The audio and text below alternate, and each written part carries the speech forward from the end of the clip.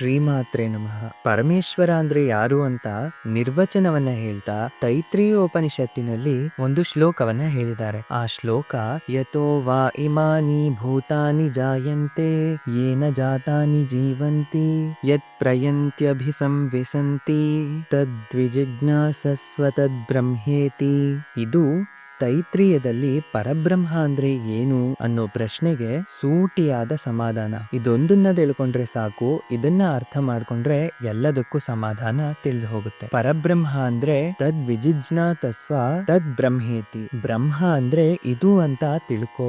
ವರುಣ ಅನ್ನೋ ಮಹರ್ಷಿ ಭೃಗು ಅನ್ನೋ ಶಿಷ್ಯನಿಗೆ ಹೇಳ್ತಿದ್ದಾರೆ. ತೈತ್ರೀಯ ಉಪನಿಷತ್ತಿನಲ್ಲಿ ಭೃಗು ಮಹರ್ಷಿಯಿಂದ ನಮಗೆ ತಿಳಿತಾ ಇದೆ. ಅಂದ್ರೆ ಲಲಿತಾ ಸಹಸ್ರನಾಮ ಪ್ರಾರಂಭದಲ್ಲೇ ಉಪನಿಷತ್ತು, ಮತ್ತೆ ಸರ್ವೋಪನಿಷದ್ ಉದ್ಘೋಷ್ಟ ಅಲ್ವಾ ಅವಳು, ಅದಕ್ಕೆ ಲಲಿತಾ ಸಹಸ್ರನಾಮ ಒಂದು ಉಪನಿಷತ್ತು ಅಂತ ಅನ್ಕೊಂಡು ನಾವು ನೋಡಿದ್ರೆ ಉಪನಿಷತ್ತಿನಲ್ಲಿರುವ ಪ್ರಧಾನವಾದ ಮಂತ್ರ ಇಲ್ಲಿ ಹೇಳಲ್ಪಡ್ತಾ ಇದೆ. ಬ್ರಹ್ಮ ಅಂದ್ರೆ ಏನೋ ಅಲ್ಲಯ್ಯ, 3 ಮಾತಿನಲ್ಲಿ ಹೇಳ್ತಿದ್ದಾರೆ ಕೇಳು ಅಂತ ಹೇಳ್ತಿದ್ದಾರೆ. ಯತೋ ವಾ ಇಮಾನಿ ಭೂತಾನಿ ಜಾಯಂತಿ. ಈ ಸರ್ವಭೂತಗಳು ಅಂದ್ರೆ ಈ ಪ್ರಪಂಚ, ಈ ಜೀವಿಗಳು, ಪ್ರಪಂಚ ಅಂತಿದ್ದ ಹಾಗೆ ಭೂ ಪ್ರಪಂಚ ಒಂದೇ ಅಲ್ಲ, ಸರ್ವಲೋಕಗಳು, ಸರ್ವಜೀವಿಗಳು. ಜೀವಿಗಳು ಅಂತಿದ್ದಾಗೆ ದೇವತೆಗಳಿಂದ ಹಿಡಿದು ಬ್ರಹ್ಮದೇವನಿಂದ ಹಿಡಿದು ಪಿಪೀಲಕಾದಿ ಎಲ್ಲ ಜೀವಿಗಳು, ಇವರೆಲ್ಲರೂ ಯಾರಿಂದ ಸಂಭವಿಸುತ್ತಿದ್ದಾರೋ, ಯಥೋವಾ ಇಮಾನಿ ಭೂತಾನಿ ಜಾಯಂತಿ, ಯಾರಿಂದ ಸಂಭವಿಸುತ್ತಿದ್ದಾರೋ, ಏನ ಜಾತಾನಿ ಜೀವಂತಿ, ಯಾರಿಂದ ಬೆಳೆಯುತ್ತಾ ಅಸ್ತಿತ್ವದಲ್ಲಿ ಇದ್ದಾರೋ, ಮೂರನೇದು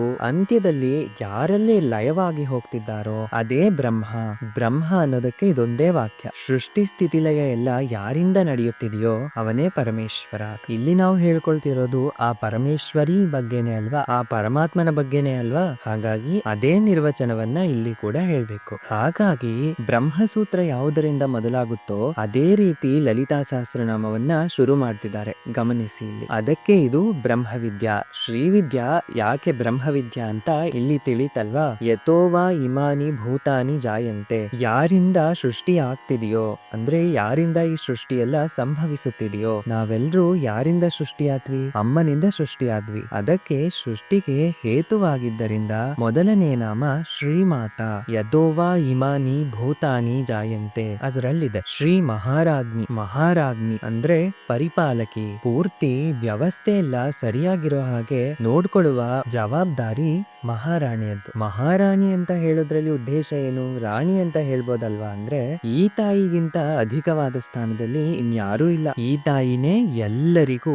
ಮೇಲಿನ ಸ್ಥಾನದಲ್ಲಿರುವವಳು ಅಂತ. ಮಹಾಶಬ್ದ ಸರ್ವೋತ್ಕೃಷ್ಟತೆಯನ್ನ ತಿಳಿಸ್ತಾ ಶ್ರೀ ಮಹಾರಾಜ್ಞಿ ಅಂದ್ರೆ ಎರಡನೇ ಮಾತು. ಏನ ಜಾತಾನಿ ಜೀವಂತಿ, ಯಾರು ಸೃಷ್ಟಿಯೆಲ್ಲ ಬೆಳೆಯೋದಕ್ಕೆ ಸ್ಥಿರವಾಗಿ ಇರೋದಕ್ಕೆ ಕಾರಣವೋ ಅಂದ್ರೆ ಸ್ಥಿತಿಕಾರಿಣಿ ಅಂತ ಹೇಳಿದ್ದಾರೆ. ನಂತರ ಸಿಂಹಾಸನೇಶ್ವರಿ, ಇದಕ್ಕೆ ತುಂಬಾ ಅರ್ಥಗಳಿದಾವೆ, ಆದ್ರೆ ನಾವು ಪ್ರಥಮ ಅರ್ಥವನ್ನ ತಗೊಳ್ಳೋಣ. ಏನು ಮೂರನೇ ಅರ್ಥದ ಪ್ರಕಾರವಾಗಿ, ಯಾರಲ್ಲಿ ಈ ಸೃಷ್ಟಿ ಎಲ್ಲ ಲಯವಾಗ್ತಿದೆಯೋ ಅಂತ ಅರ್ಥ. ವರ್ಣ ವಿಪರ್ಯಯ ನ್ಯಾಯ ಅಂತ ಒಂದು ಸೂತ್ರ ಇದೆ, ಅದರ ಪ್ರಕಾರ ಹಿಂಸಿ ಅನ್ನೋ ನಾಮವೇ ಸಿಂಹ ಅಂತ ಆಯ್ತಂತೆ. ಹಿಂಸ ಶಬ್ದವೇ ಸಿಂಹವಾಗಿ ಬಂತು. ಹಿಂಸಿಸುವುದು ಅಂದ್ರೆ ಲಯ ಮಾಡುವುದು, ಹಿಂಸ ಅಂದ್ರೆ ಧ್ವಂಸ ಮಾಡೋದು ಅಂತ ಅಲ್ಲ, ಪೂರ್ತಿ ಮಾಡೋದು ಅಂತ. ಈ ಜಗತ್ತನ್ನೆಲ್ಲ ಲಯ ಮಾಡ್ಕೊಳ್ಳೋದೇ ಹಿಂಸ. ಹಾಗೆ ಮಾಡಬಲ್ಲ ಅಧಿಕಾರ ಯಾರಿಗಿದೆಯೋ ಅವಳು ಈಶ್ವರಿ. ಯಾರಂದ್ರೆ ಅವರು ಲಯ ಮಾಡೋಕಾಗುತ್ತಾ, ಅದಕ್ಕೆ ಸರ್ವವನ್ನೂ ಲಯ ಮಾಡುವ ಶಕ್ತಿಯನ್ನು ಹೊಂದಿರುವವಳು. ಅಂದ್ರಿಂದ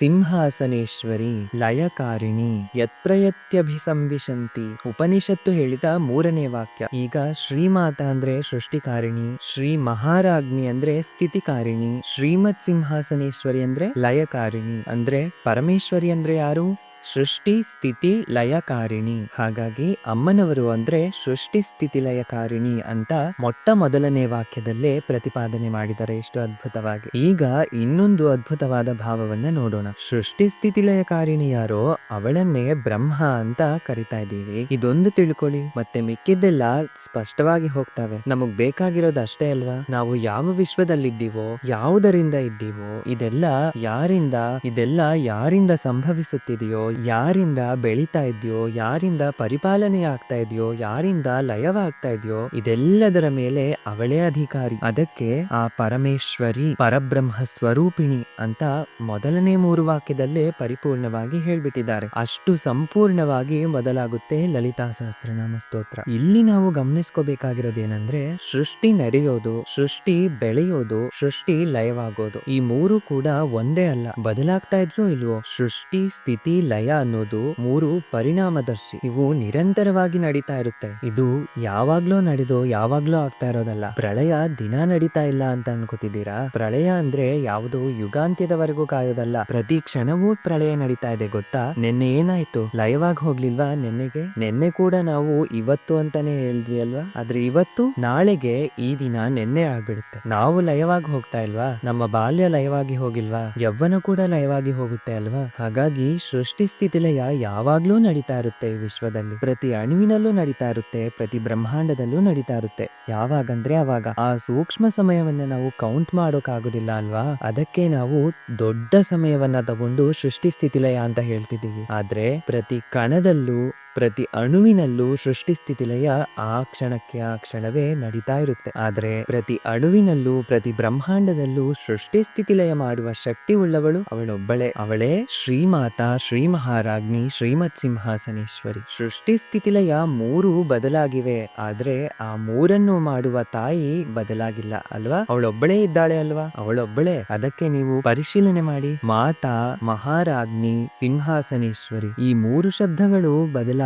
ಆದ್ರೆ ಬದಲಾಗದೆ ಇರೋ ಒಂದೇ ಶಬ್ದ ಈ 3ರಲ್ಲೂ ಇದೆ. ಯಾವ್ದದು? ಶ್ರೀ. ಅದು ಅದ್ಭುತ. ಮೊದಲೇ ಹೇಳ್ತಿದ್ದಾರೆ. ಆ ತಾಯಿ ಯಾರಯ್ಯ ಅಂದ್ರೆ, ಆ ತಾಯಿಯ ಹೆಸರು ಒಂದೇ. ಅಮ್ಮನವರ ಹೆಸರನ್ನ ಕೊಟ್ಟಿದ್ದಾರೆ ಇಲ್ಲಿ. ಅಮ್ಮನವರ ಹೆಸರು ಶ್ರೀಹಿ. ಅವಳ ಹೆಸರು ಶ್ರೀ. ಆ ಶ್ರೀಯೇ ಸೃಷ್ಟಿ ಮಾಡುವಾಗ ಮಾತಾ, ಸ್ಥಿತಿಕಾರಕಳಾದಾಗ ಮಹಾರಾಣಿ, ಲಯ ಮಾಡುವಾಗ ಸಿಂಹಾಸನೇಶ್ವರಿ. ಹಾಗೆ ಬದಲಾಗದೇನೆ 3 ಕೆಲಸವನ್ನು ಮಾಡ್ತಿದ್ದಾಳೆ ಶ್ರೀಹಿ. ಇದು ಸಾಮಾನ್ಯವಲ್ಲ.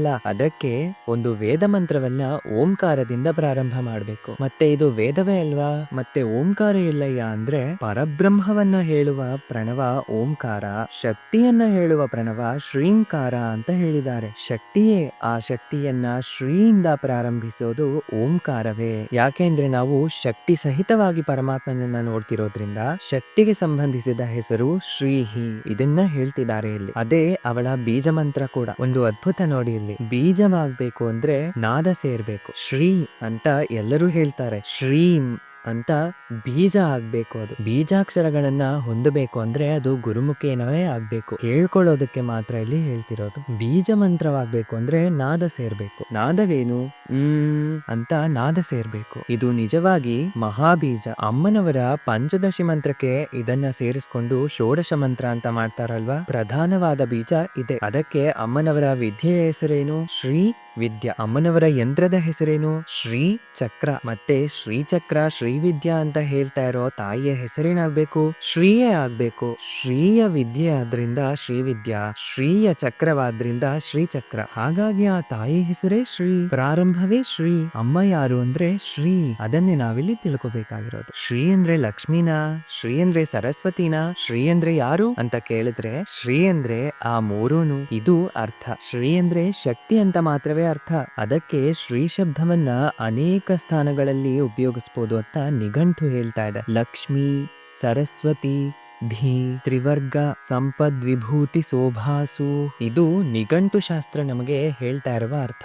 ಏನಂದ್ರೆ ಲಕ್ಷ್ಮೀ ದೇವಿ ಪರವಾಗಿ, ಸರಸ್ವತಿ ಪರವಾಗಿ, ಧೀ ಬುದ್ಧಿ ಪರವಾಗಿ, ತ್ರಿವರ್ಗಗಳು ಧರ್ಮಾರ್ಥ ಕಾಮಗಳು, ಈ 3 ಹೊಂದಿದ ಸಂಪದ, ವಿಭೂತಿ ಅಂದ್ರೆ ಎಲ್ಲಾದ್ರೂ ಮಹತ್ವ ಹೊಂದಿರೋದು ಕಂಡ್ರೆ ಶ್ರೀ ಶಬ್ದವನ್ನ ಉಪಯೋಗಿಸ್ಬೇಕು. ಹಾಗೆ ಶೋಭಾ, ಒಂದು ಮಂಗಳಕರವಾದ ಶೋಭೆಯಿಂದ ಕಂಡ್ರೆ ಅಲ್ಲಿ ಶ್ರೀ ಅಂತ ಹೇಳ್ಬೇಕತ್ತೆ. ಇಲ್ಲಿ ಯಾವ್ದು ಅಮ್ಮನವರಿಗಿಲ್ಲ ಹೇಳಿ? ಶೋಭಾ ಅಂದ್ರೆ ಅವಳೇ. ಅದಕ್ಕೆ ಶ್ರೀ ಅಂದ್ರೆ ಶೋಭಾ. ಆ ಸೂರ್ಯ ಚೆನ್ನಾಗಿ ಕಾಂತಿಯಿಂದ ಕಂಡ್ರೇನೆ ಶೋಭಾ. ನದಿಗೆ ನೀರು ಅಂದ, ನೀರಿಗೆ ದಾಹವನ್ನ ಹೋಗಲಾಡಿಸೋ ಗುಣವಂದ. ಅದೇ ಶೋಭಾ ಅಂದ್ರೆ. ಆ ಶೋಭೆಯನ್ನೇ ಶ್ರೀ ಅಂತ ಕರೀತಾರಂತೆ. ಅದಕ್ಕೆ ಈ ಎಲ್ಲ ಯಾರೋ ಅವಳೇ ಶ್ರೀಮಾತಾ ಅಥವಾ ಈ ಶ್ರೀಗಳಿಗೆ ಮಾತಾ, ಈ ಶೋಭೆಗಳಿಗೆ ಮಾತಾ, ಈ ಶೋಭೆಗಳಿಗೆ ವಿಭೂತಿಗಳಿಗೆ ಎಲ್ಲದಕ್ಕೂ ಮಾತೆಯಾದವಳು ಶ್ರೀಮಾತಾ. ಇದು ಶ್ರೀಮಾತಾ ಶಬ್ದಕ್ಕೆ ಒಂದು ಅರ್ಥ. ಶ್ರೀ ಅಂದ್ರೆ ಶಕ್ತಿವಾಚಕ. ಇನ್ನೊಂದು ವಿಶೇಷ ಇದೆ, ಇದು ಅಮ್ಮನವರ ಪ್ರಣವ, ಸಾಮಾನ್ಯವಾದದ್ದಲ್ಲ ಇದು. ಪ್ರಣವಕ್ಕೆ ಅಕಾರ ಉಕಾರ ಮಕಾರ ಇರುತ್ತೆ, ಮತ್ತೆ ಶ್ರೀಕಾರದಲ್ಲೂ ಮೂರಿರ್ಬೇಕಲ್ವಾ. ಶಕಾರ ರಕಾರ ಈಕಾರಗಳಿವೆ ಅಂತ ಹೇಳಿದ್ದಾರೆ. ಇಲ್ಲಿ ನಾವು ಒಂದೊಂದು ಅಕ್ಷರದಲ್ಲಿರುವ ಬೀಜಶಕ್ತಿಯನ್ನ ಹೊರಗೆ ತೆಗೆದ್ರೆ ಶಕಾರಂ ಆನಂದವಾಚಿ ಅಂತ ಹೇಳಿದ್ದಾರೆ. ಇಲ್ಲಿ ಶಾ